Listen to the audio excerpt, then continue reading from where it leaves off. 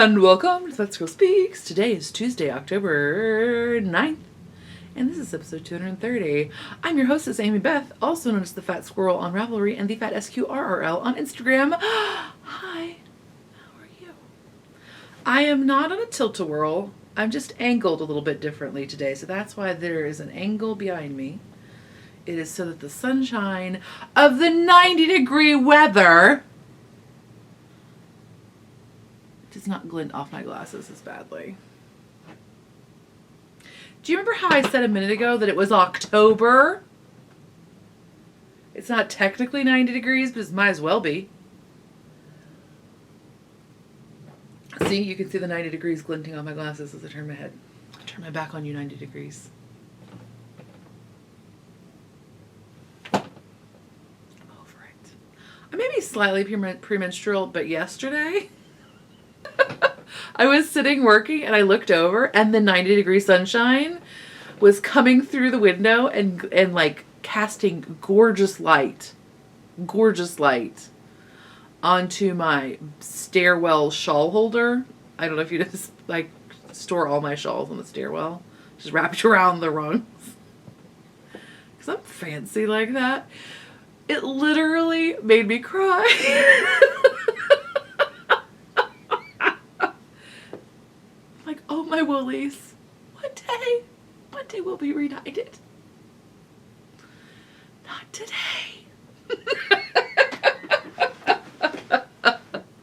Talk about first world problems. That's one. I really did get overly emotional. Oh my goodness. Ridiculous. So, this week's episode will have status information about my female health. No, that was it. It will contain knitting and spinning. It will contain information about NeedlesUp that's happening like in a week and a few days. And it will contain information about a pre-order that I'm going to do with Gail's art. So fancy. So I'm going to share information about that and actual finished finished product that you will be able to order on the actual weekend of New York Sheep and Wool. So I'll give you more information about that as well. But first things first, let's talk about prizes. So Patreon and PayPal donors to the podcast, I'm ready to do third quarter prizes. What? Yay you! Yay all of you! But here are the prize winners. First, in no particular order, the prizes are this beautiful skein of Knit Spin Farm, which I'm displaying very poorly. This is her Targhe fingering in the Commentator colorway. It is self-striping, and I am letting you have it. She did send it to me and told me that I could either keep it or give it as a prize. I'm giving it as a prize. I know! I will be accepting my humanitarian award later in the year. That's what I'm telling you. Another prize will be this Fat Squirrel Fibers project bag. That's right, it's fall-tastic. You'll be the only one to have a project bag exactly like this because this is the only one of this size that I made. I made it just for you. I will have this fabric in other sizes, both at NeedlesUp and the shop update that will be happening the last Friday of October. It's not the last Friday of October. It's the Friday after New York Sheep and Wool, which I think that is the last Friday. Really, people, I'm sorry. It's been a moment. Yeah, Friday, October 26th, these will be in the shop at 9 p.m. Eastern Time. Not this size. This is just for you. But there will be other project bags in that fabric, as well as a gabillion other awesome project bags. Just to mention a few, there will be awesome cats with teacups and apples and hearts and pine cones. I know, right? You're like, that doesn't even sound like a fabric. It is. If you like, basically just show up, okay? There's a million awesome fabrics. I'm really excited about all of them. Show up. October 26th, 9 p.m. Eastern Time. FatSquirrelFibers.com. It's going to be a great update. Huge honkus. If you're going to NeedlesUp, you get first pick. And the final prize is this Buccaneer shawl knit by me out of yarn from Leneman Fiber Artz. That's right. A shawl for you from me. So would you like to know who won? Let's tell you. Okay, so there are 3 prize winners. If you would, please send me your actual human name and mailing address and which prize you would prefer. Actually, that's not true. If you're the first winner, tell me which one you want. If you're the second winner, give me your first 2 choices. If you're third winner, I will give you what's left. There's no good way to put that. If you're the third winner, don't worry. We gotcha. You don't have to choose. First prize goes to Catherine S. And I think I do have 2 Catherine S's. So if you're a Catherine S., and your email address includes Stu, that's you. The second prize goes to Dawn Rachel. I really hope I'm saying that correctly. I think it's Dawn. But if not, you have a hyphenated last name and you know who you are. And the third prize goes to Beth S. Beth S, if your email address includes a .bm at the end, that's you. What? I'm not even kidding. You're all prize winners. Yay. Now, if any of you are Sherlocky Sherlockersons, you may notice that all 3 of these names will be listed, if I don't forget, at the end of the podcast as special Fancy Pants donors to the podcast.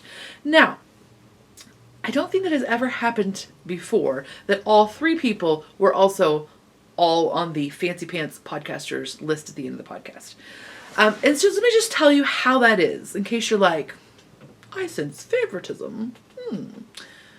There is sort of, but not directly.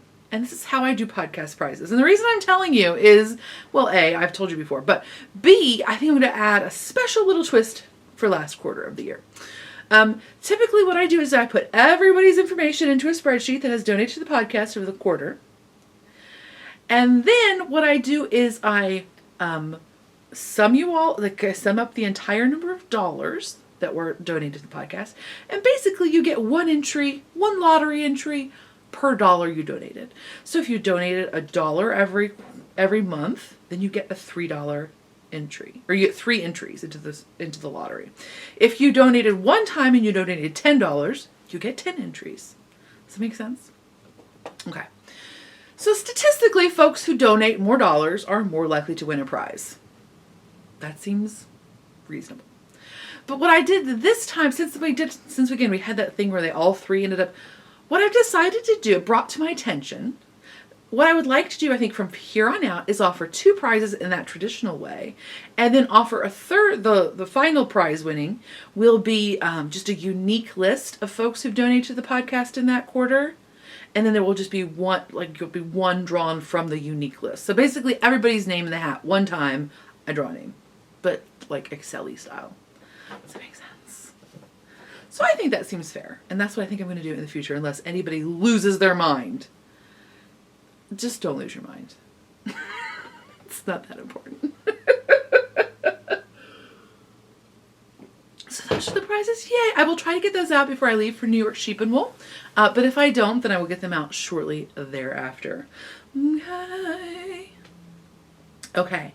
So let's talk about knitting and spinning, and then we'll talk about Gail's art and how awesome she is.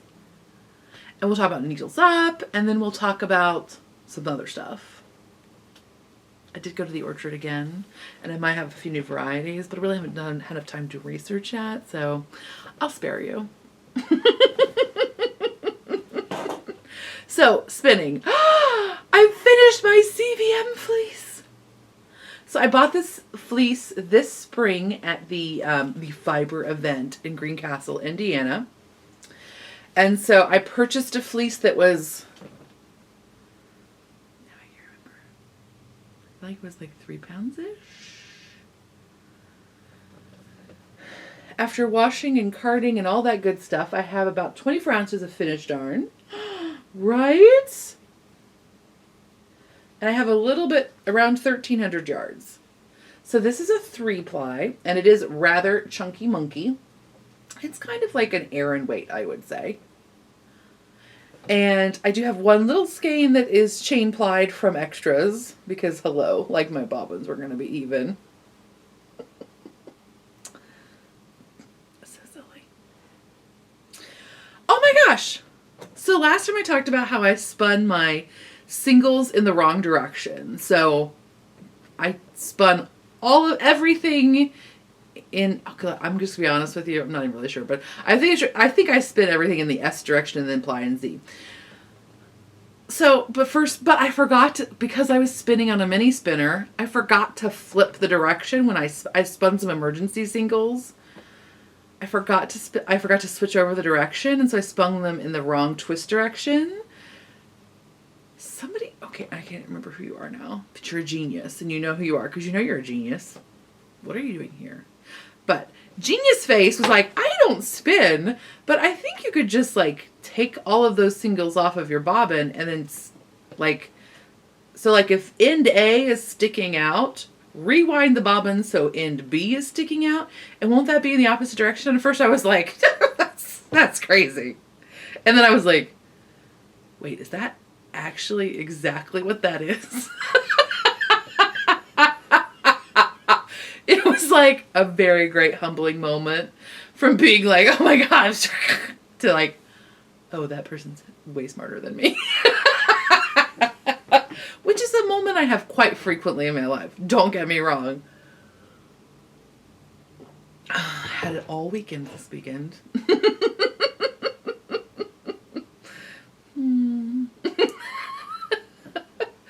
But hi, Genius Face. So you're all geniuses is what I'm trying to say. But I am pretty excited about my yarn.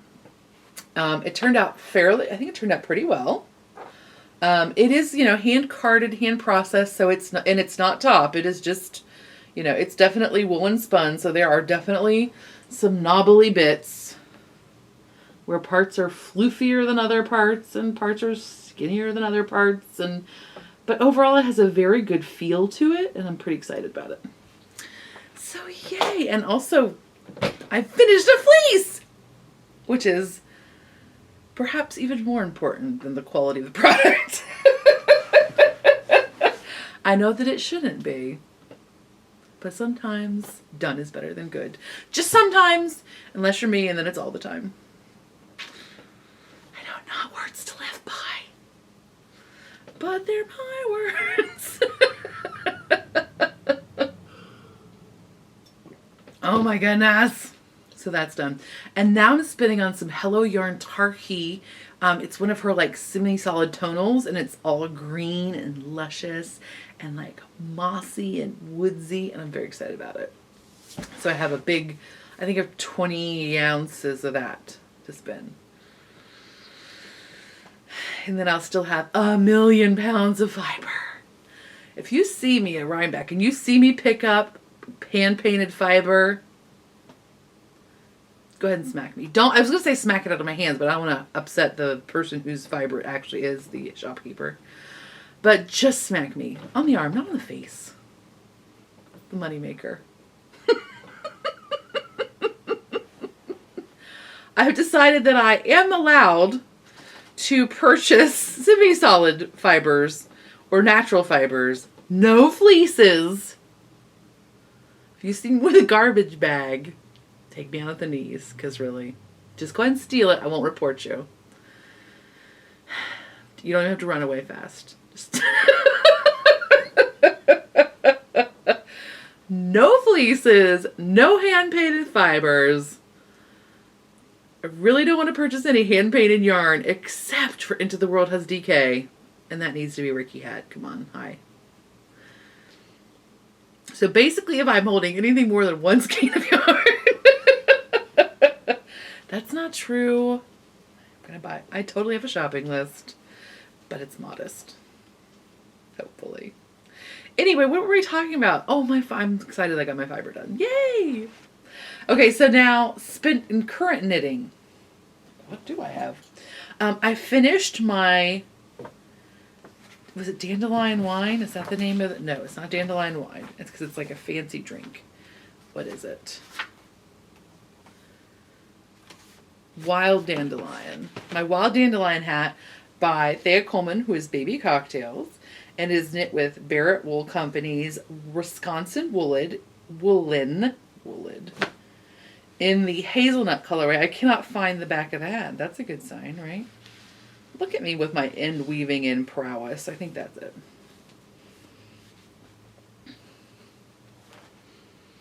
Right. So cute.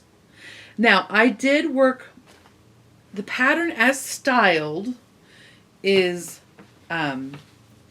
folded brim.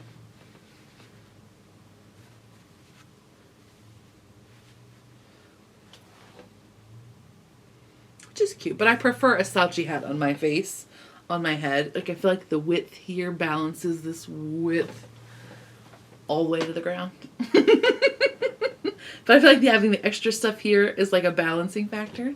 You just saw it, didn't you? Huh? Huh? Huh? Huh? It's a thing. Anyway, so I did add, I knit the hat exactly as indicated, except that I did add another half repeat of the cable. So the pattern as written has a 3.5 complete, like,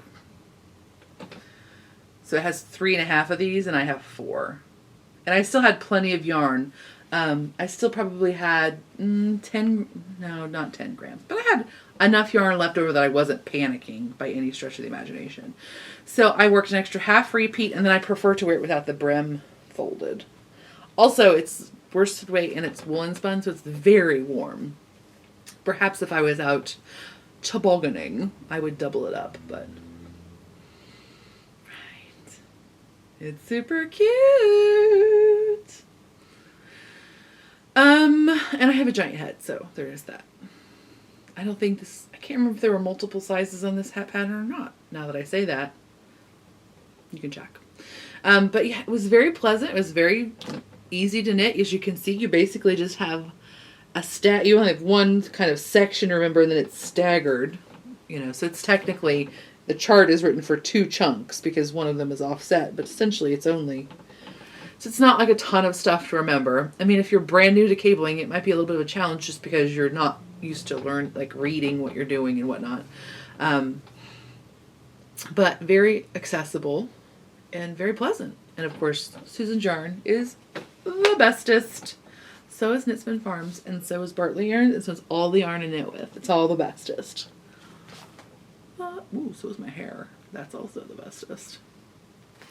So that's all I have for... Oh no, I have one more finished thing. Let me get it. I finished a pair of my socks. This is yarn from On the Round. This is her signature sock yarn, which is a 80/20 superwash nylon, but it's not the regular 2-ply 80/20. It's 80/20 with 410 yards, and it has multi-plies. I can't remember if it's 3 or 4 or 1 million, but it's not the like very standard 2-ply one. I really like this yarn. Not that I don't like the 2-ply one, but I actually do like this base better. So this is her colorway Silver Lining Tweed, and I made an Afterthought heel. These are sock machine knitted tubes by Freckled Whimsy. You send the yarn to her, she knits you a tube.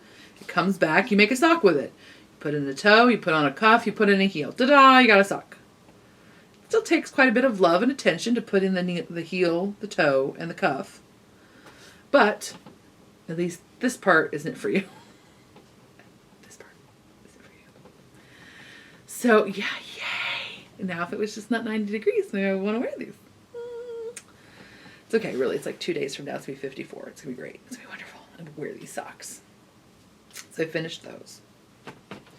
Ta-da! And then I did start another pair while we're talking about Afterthought heel socks, patterned by Laura Linneman. I apologize, did not mention that. I've started on another one. This is Miss Babs Cosmic 3-ply, which I don't think they carry anymore. I don't think it's out of print or whatever. Out of commission. Something. Gosh, why can't I think of the word? It's retired. And this is the Mad Hatter colorway. Isn't that fun how it spiraled? Crazy pants. This is not normally a colorway I would ever pick. I bought it on D-Stash because I did have a moment of, wait, I really love that base. I must buy a bunch of it. So I did buy this. It's a little bit crazy for me, but I think I'm going to dig it. And also it's going to make me want to jazzercise. Let's face it. Also, if you're a thin person, hello leg warmers, or a child. This is a freckled whimsy is a great way to get some leg warmers knit up. Yo.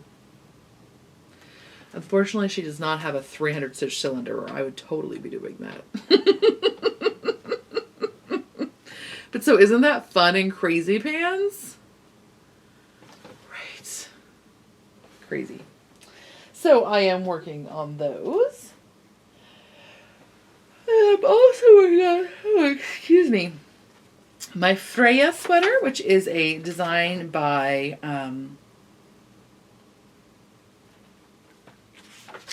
Jared Flood. I do this every time, don't I? And it is knit in the Brooklyn Tweed Quarry yarn.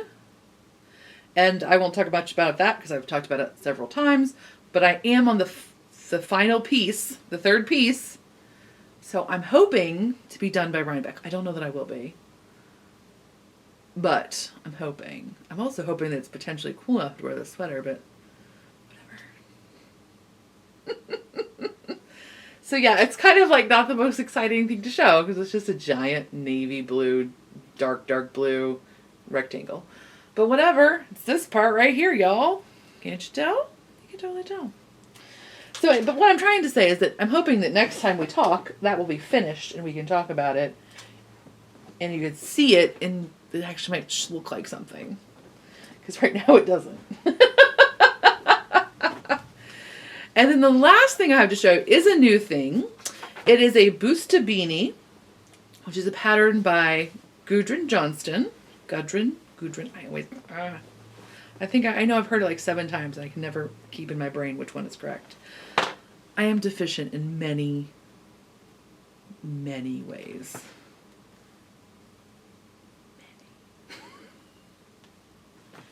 I have knit this hat before and liked it quite a bit. And I have started a second one. Alright. So the pattern is written to be a fingering weight hat. What I did last time and this time is to knit it in sport weight because it is only written for one size. And it is written to be more of a cap, like a snug, non-slouchy, non-positive ease kind of hat. And personally, I enjoy it when my hats kind of look like a baby sweater when you're knitting them. Like that's how it's both terrifying because you're like, this is a baby sweater, not a hat. I'm clearly doing something wrong. And yet I'm like, yes, but remember that that's often what you want. So because I like a slouchier, baggier hat, I've knit this before in sport weight yarn, and it worked quite well. Now, it'll be very easy. It is only a 4-stitch repeat. It'd be very, very easy to... Excuse me. I should have eaten lunch before we recorded, but you know what happens is like you think, oh, it's 11 o'clock. Let's record the podcast. And then I sit down to record the podcast, and it's 1:30. Because it takes to get everything together, to get the camera set up correctly. Anyway, so I apologize, I'm a little sleepy. Got the afternoon low blood sugar. Overtime.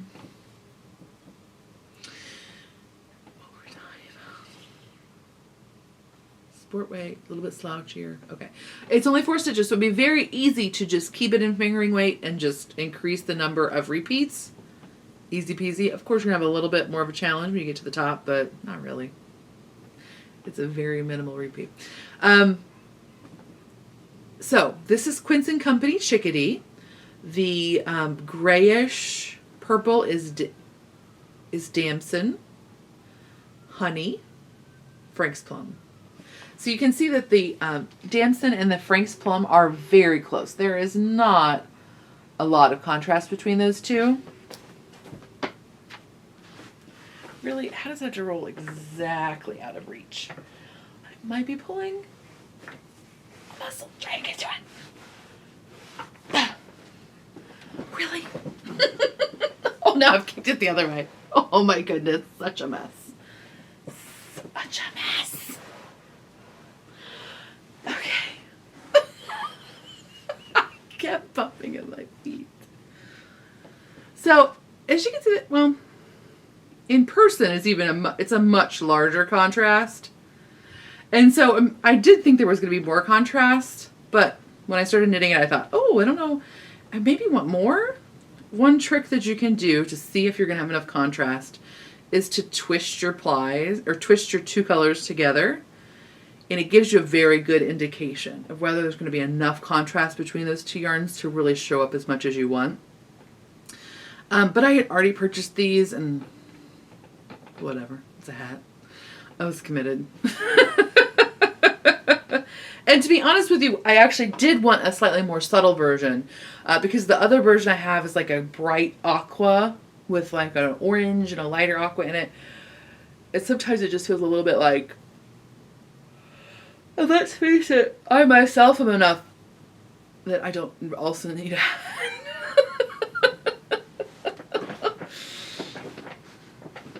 I'm really good at not being, but I'm either like, or completely mute. I don't know how to be. Can you tell that I just socialized this weekend with people that were obviously all way cooler than I was? Yeah. 3 days later, still feeling it. Why can't I just be in the middle somewhere? Why did it be so crazy? Why am I there like at 10 or at 1? Why can't I be at a 6? Anyway. It's one of those things that, again, I'm always trying to work on it, but it sometimes really feels like trying to change your eye color. Like, it just does seem like fighting nature a little bit. But anyway, so I am actually glad that it's a bit more subtle. Maybe it would be nice with slightly more contrast, mostly just because when you're knitting it, it is hard to see if you're not knitting it in actual daylight. But I do like it quite a bit. All the same, I think it looks sweet and sleepy. So yeah, that. And I don't know if that was originally a Shetland Wool Week pattern, so it was free on the Shetland Wool Week website. I don't know if that has since reverted back to the designer and is I didn't think to look, so there's that pattern. Okay, then that's all the knitting and spinning, yes? Except one thing. Do you want to talk about one thing real quick? Oh my gosh, what do you think about the new Stephen West Marled Mania cardigan? Do you feel like you're going to like get in on the train wreck? I'm not yet, because I do have a sweater on the needles that I have. I'd started. I'm so sorry. I started this Freja back in the spring, I think, or early summer. So it has been put off at least like for one long chunk of time, and then even a second chunk while I was knitting my last sweater. So I need to finish the sweater. Like, it needs to be finished. But I am so tempted. So here is one picture, if you don't know what I'm talking about, of the Marled Mania. Right? What, Mr. West?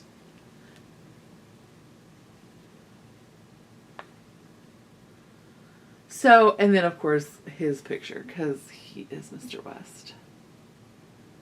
Mr. West. And then let me get the picture of the back, because I think that's helpful.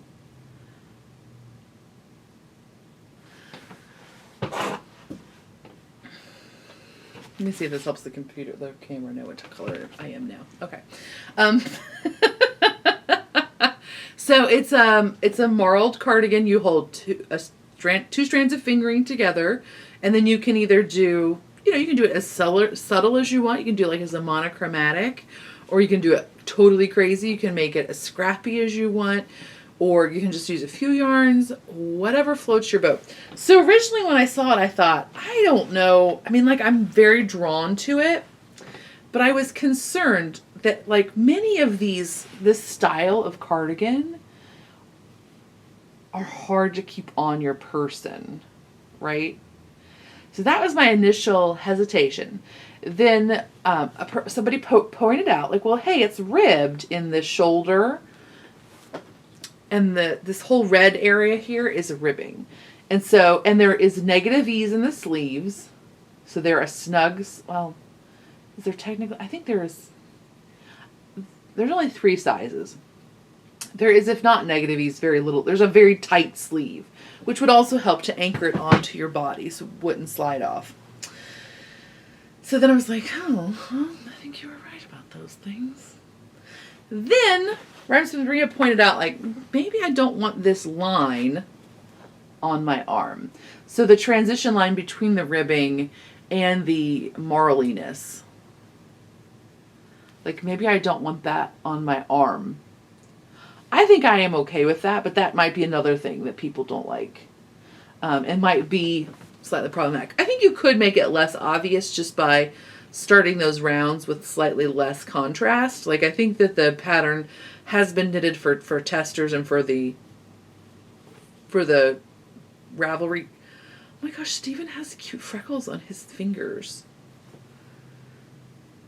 Isn't that charming? Why is that charming? I love freckles. Anyway.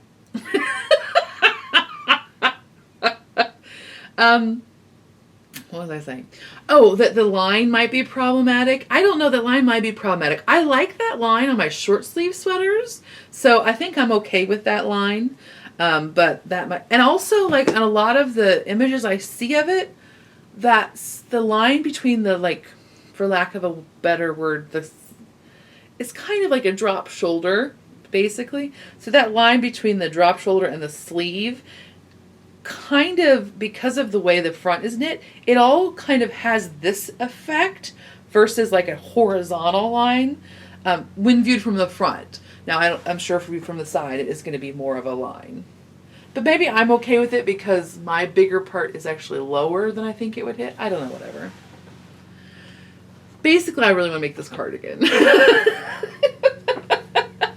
And these are all the ways I'm justifying it. Do you want to make it too? Should we make it together? I'm not good at knit-alongs, y'all. I'm not good. So we shouldn't do it together. But we should all do it. Just not officially together, fancy style. So I was like, I want to make mine all brown and blue. Right. So I may have pulled out every skein of yarn I have that is brown or blue. And I may have, like, put them all in a pile. And now I may be fantasizing about making this stupid cardigan. And so you could use scraps. I actually wish I had more brown and blue scraps than I do. How have I failed myself in this way? I purged a bunch of scraps not too long ago. I know I should never purge scraps. I know every time I do it, like months later, I'm like, and yet I do it anyway. It just makes me too crazy after a while. I get like all, Do you want to make one? We should totally make one. We should just be crazy. It's not going to take all this yarn. I am super fat, but it doesn't actually go around the entire front of you. It just goes around the back of you, and then it's in 2 links. You can make it however long you want. But what do you think? Do you think we should do it? I think it should totally happen. So sometimes when you're working against a big work deadline, you just need to spend like far too long gathering skeins out of your stash and then laying them all out and looking at them. Because that's productive time. Crazy pants. But I do think I want to make it. So that's on my future list. Speaking of future lists, oh my goodness. So New York Sheep and Wool is coming, right? If you're not, okay, we'll do New York Sheep and Wool at the end. Because I don't want to freak any of you out. Okay, so next, let's talk about my pre-order that I'm going to do with Gail's Art. Let's do it. Okay, I won't just put all of the yarn back in there while we're sitting here. That's crazy. There's so many skeins.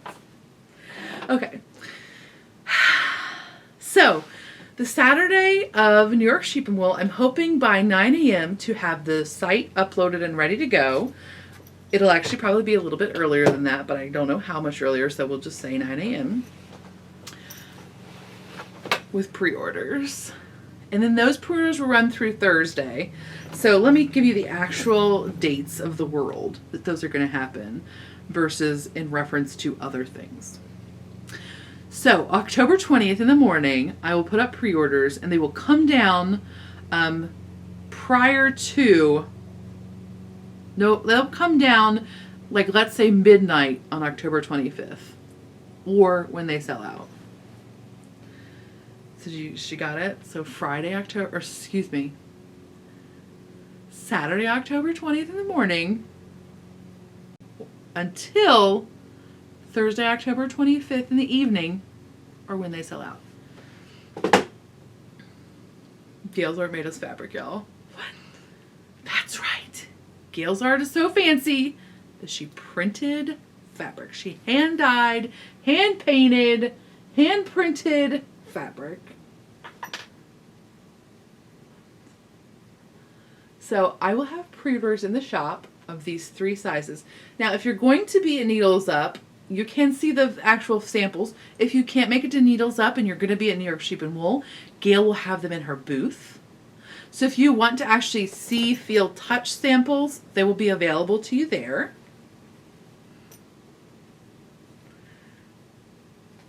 That was me being like, something I made is going to be at New York Sheep and Wool. Oh, 59. So how awesome. Can we just discuss how awesome Gail is? Like, how is this? I love that this fabric could be any season in which you have it on your person, right? It has the beautiful greens of the spring that are also sometimes the greens of fall, right? Like they're this kind of this like beautiful transitional green. It has the golds that we see in the fall, and yet it has these lavenders to blue as well, which can either read as like wintry for winter or like summery in the summertime sky. Like, right? How did she do it? She's a genius. That's how she did it. I love it. Again, it seems like this beautiful, it just works, I think, in all seasons, and yet it has that you'll have that memory, that connotation of the fall for it. So, oh, isn't it beautiful? So it'll be available in my 3 most popular sizes, which are, of course, Aran sweater,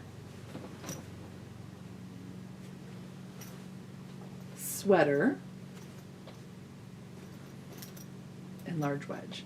Your bag will be unique to you because of this nature of how Gail makes these.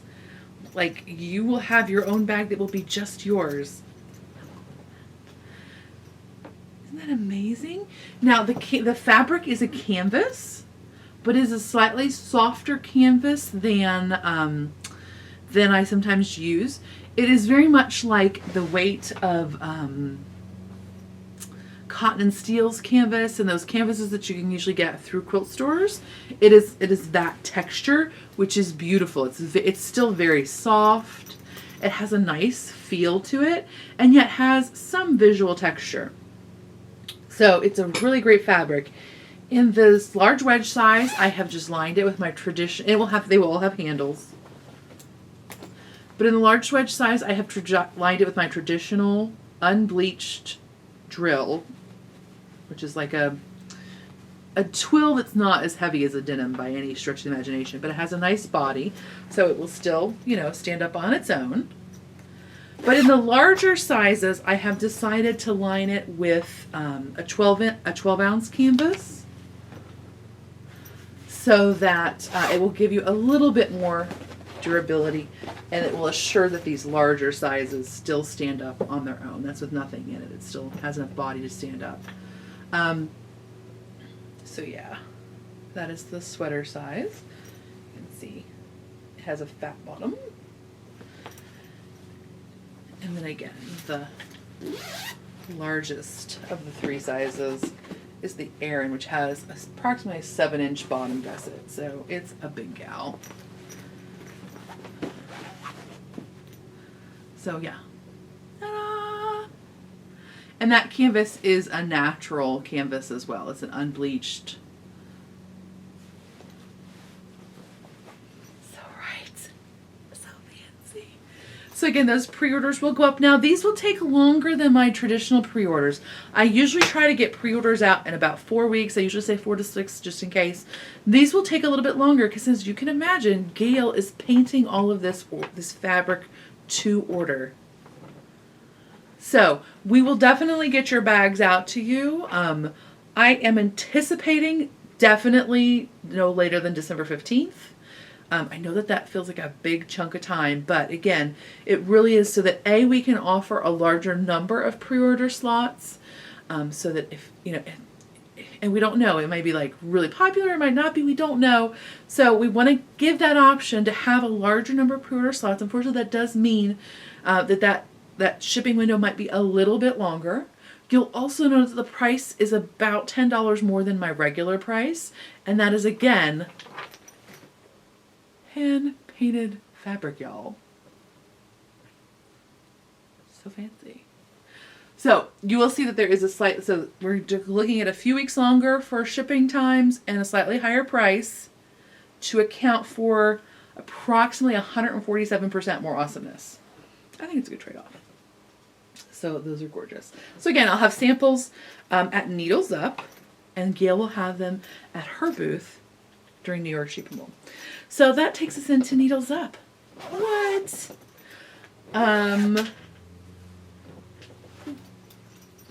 NeedlesUp this year is going to be in a different location than it was last year. If you don't know what NeedlesUp is, it's a small boutique fiber pop-up, and boutique sounds fancy, but I'm going to be there, so I'll try to be fancy, but it probably won't work. But it's going to be held in Kingston this year, which is just right over the river. It's actually, if I understand correctly, it's in the location that Indie Untangle has historically been in. But Indie Untangle has moved to a larger location. Hooray for them. And we will be then at the Best Western Plus in Kingston. It's the Best Western Plus Kingston Hotel and Conference Center. And it's at 503 Washington Avenue in Kingston, New York. And we will be there on Friday. We'll be VIP from noon to 1. Those tickets have been all sold out, so thank you, VIP folks. You help us to get that location. We really appreciate it. But we will be open to everyone between 1 and 6 p.m. So there's free general admission between 1 and 6 p.m. And if you need any of that like logistical information, it's on Legacy Fiber Artz webpage, or you can just Google NeedlesUp Rhinebeck, NeedlesUp 2018, you'll find it there. But it'll be Legacy Fiber Artz, of course. I will be there with like over 350 bags. Right? So many bags. I will be there with my mama squirrel will be there. Her husband will be there. My daughter will be there. It will be a family affair. You won't see my husband squirrel because he has to stay here and work, but everybody else will be there. And then also the folks vending will be Classy Squid. She's been there both at Maryland and Rhinebeck last year. Tuft Woolens will be there. This will be the first year for Martha at Rhinebeck, so yay, Tuft Woolens. Fiber Nymph Dye Works will be there this year. That's new from last year at Rhinebeck. Sucre will be there again. And Doghouse Pottery will be there. That's totally new as well. Thank you so much to the Legacy Fiber Artz ladies for organizing everything. They do a beautiful job. They're wonderful to work with. I highly endorse their humanness. It's pretty awesome. But I hope to see you there. It's a great location. It's a great group of folks. It's great for visiting as well as for purchasing. It has a very relaxed atmosphere. It is not a crazy free-for-all thing at all. It's very chill. You can chat with folks. You can chat with vendors. You can, we can all just it's just a really nice experience. So it was a wonderful experience last year. I thank you to everybody who came out And then I hope to see many more of you again this year. It'll be amazing. Okay, so that was all about Needles Up. Let's talk about Rhinebeck, also known as New York Sheep and Wool. Are you going?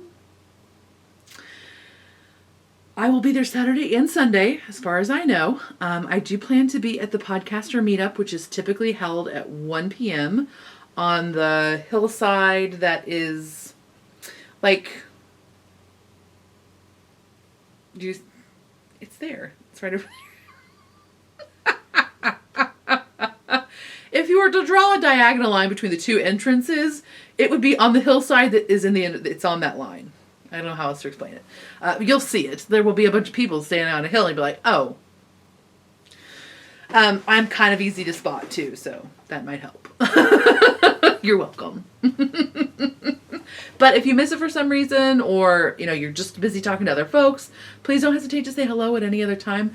I have my family with me, so it might feel kind of weird, but don't, it's fine. It's totally fine. Please don't hesitate to say. As I mentioned earlier, I get it if you feel weird, or you're sometimes people will message me afterwards and be like, oh my gosh, I'm sorry, it was so weird. If you recall earlier in the podcast, I was talking about how I was freaked out about how I was so weird 3 days ago with other people. I get it. But don't worry, it's always fine. You're always fine.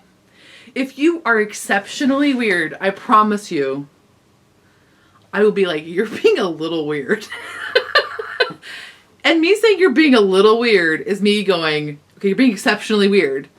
But I won't say that to any of you because it won't happen. But I promise you, if you are, I will tell you. How's that? Does that make it easier? Okay. So yeah. Are you excited? I hope you're looking forward to it. I'm a little bit looking forward to it. I'm a little bit exhausted. Having vending tied into a show, I can't imagine actually vending at the show. You should always be super patient with your vendors. I cannot imagine how exhausting and a process it is to vend at that show for the whole weekend. I can't even imagine. So please always be patient with your vendors. I know you will be. You're awesome. But so there's always this weird, am I looking forward to the festival, or am I looking forward to having my work part of the trip finished? You know what I mean? I'm which one am I really looking forward to? I'm not sure. But I'll have a lovely time because I always do, and there will be donuts, so pretty much everything else is fine. But I look forward to seeing you. So, have you started doing your shopping list? I do a shopping list. And so what I do, in case you're new to the podcast or you haven't seen it or you don't remember, because hi, you've slept since then multiple times. What I like to do is take a screenshot of the item that I would like to shop for, and then I just use an editor, either handwrite it over with Apple or whatever. I use Pick Stitch lots of times to put text onto photographs. I'm trying to pull it up and I'm having a technical moment. So I then put on oh my gosh, I'm not swiping down, I'm swiping right. I put the information on the actual photo. Okay, obviously I cannot be trusted to do this at all.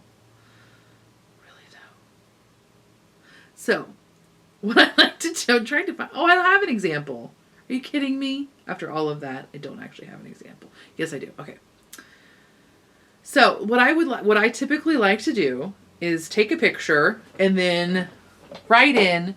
I used to not write in the name of the pattern, and then I would forget it. So I write in the name of the pattern, and then the weight of the yarn that's required, and the yardage for my size. And then usually what I end up doing is putting them in a collage. So I use whatever, pick collage, font candy, whatever. I put them in a collage so that I have all of the things I'm shopping for on one image, or two if I have too many and I'm insane, because that sometimes happens.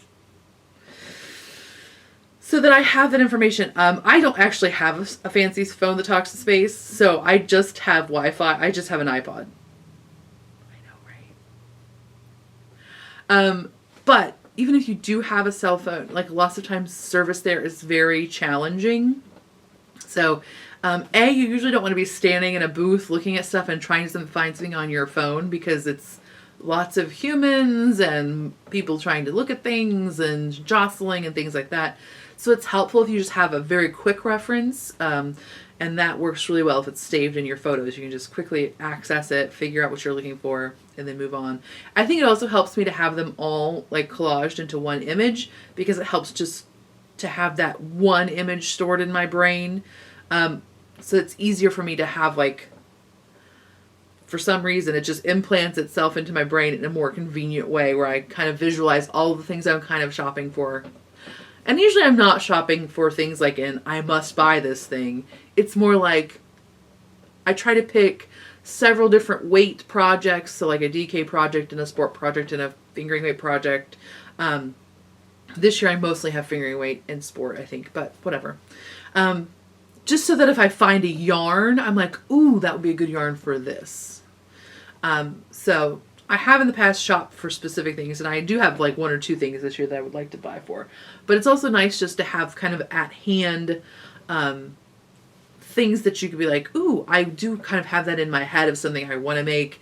I saw this DK yarn is perfect, even though I wasn't specifically thinking I was going to knit that next. I can see how much yardage I might need.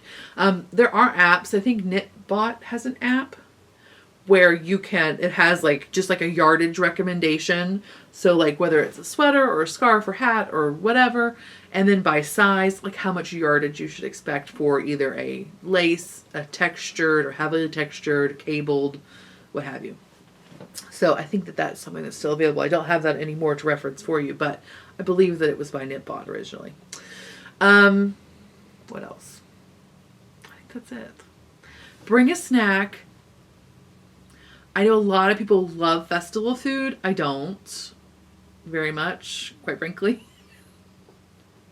So usually I try not to really eat at the festival, because it's kind of, especially if you're shopping primarily by yourself and it's not like or like, like I'm bringing my family, but I will break away from them on and off. They'll probably go eat lunch while I do podcast or meetup. It's good to have some sort of caloric option on your person, or just be willing to be flexible. Because lines are very long if you eat at a prime time. And so not only are you then waiting, you're also just like, you don't have that time to use doing something else at the festival. Now there are options that are much shorter lines, like the lines of the brick and mortar food merchants are usually shorter. They're like on the ABC buildings. You can see it very easily. They're like the permanent structures versus the transient food merchants. Transient sounds bad. That's not what I mean. But like the mobile food merchants. There's also a place that sells apples. And so, like lots of times I just bring like a couple of those like cheddar cheese piece. Like it's not string cheese, but basically string cheese, but cheddar.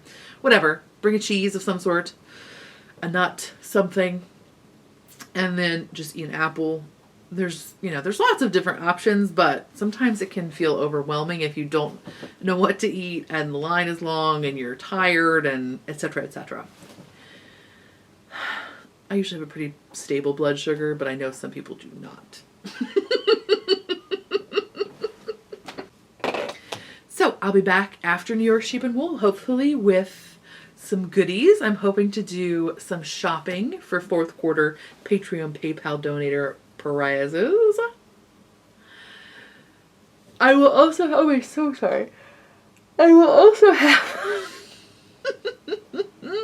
an update preview, so I'll have everything that'll be in the Friday, October 26th update will be available to see on that podcast. And I will at that time also have a firm date for winter/Christmas update, which will be mid-November. It'll be the second or the third weekend in November. But I'll have a firm update for that as well next time. So I think that's all of the many and yet somehow at the same time nothing things I needed to talk about. Oh, I forgot one thing I was going to say. I did make, speaking of apples, I know. Speaking of apples, I did make the Smitten Kitchen apple cake. I think it's called Mom's Apple Cake. Oh, that would have been helpful for me to have. Anyway, I have made many apple cakes before, and they're usually like an apple snack cake. So it's like a spice cake, typically base. Sometimes they have icing, sometimes they don't. But usually, if I'm not mistaken, it's almost always a spice cake base with like apple added in.